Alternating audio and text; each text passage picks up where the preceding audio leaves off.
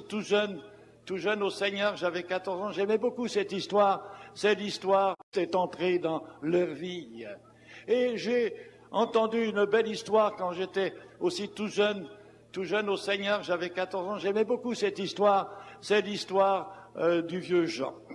Un soir, alors que cet homme qui avait l'habitude de rentrer chez lui presque tous les soirs ivre, passait dans une rue de sa ville, quand tout à coup, à la tombée de la nuit, il entend des chants de cantiques. Une réunion évangélique venait de commencer.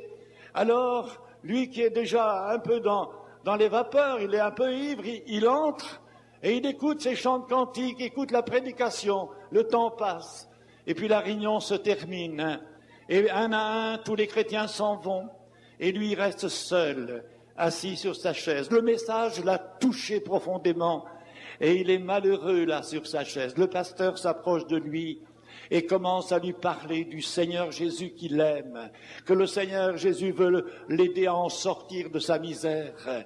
Et ce vieux Jean se met à genoux et il demande pardon au Seigneur. Il a la foi dans la miséricorde du Christ, il a la foi dans le Christ crucifié qui a porté au calvaire ses péchés.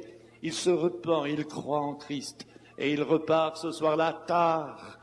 Oui, parce qu'il est resté longtemps à pleurer sur ses péchés et il va rentrer à la maison. Et voici, quand il va monter les escaliers, la maman, les enfants sont effrayés comme à l'habitude. Voilà le papa qui rentre, ils entendent le bruit des pas sur les escaliers et les enfants se blottissent contre la maman parce qu'ils savent que quand il a bu, il est méchant et il frappe. Ils ont peur.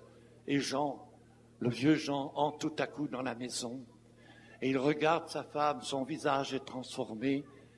Il va vers elle, il l'embrasse, il prend ses petits-enfants dans ses bras et il leur dit « Maintenant, réjouissez-vous, le vieux Jean est mort, le nouveau Jean est né maintenant.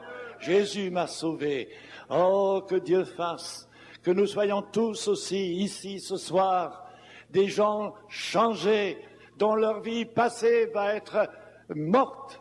Oui, la vieille vie est partie et maintenant une nouvelle vie est commencée avec Jésus, et Jésus veut le faire pour chacun de nous.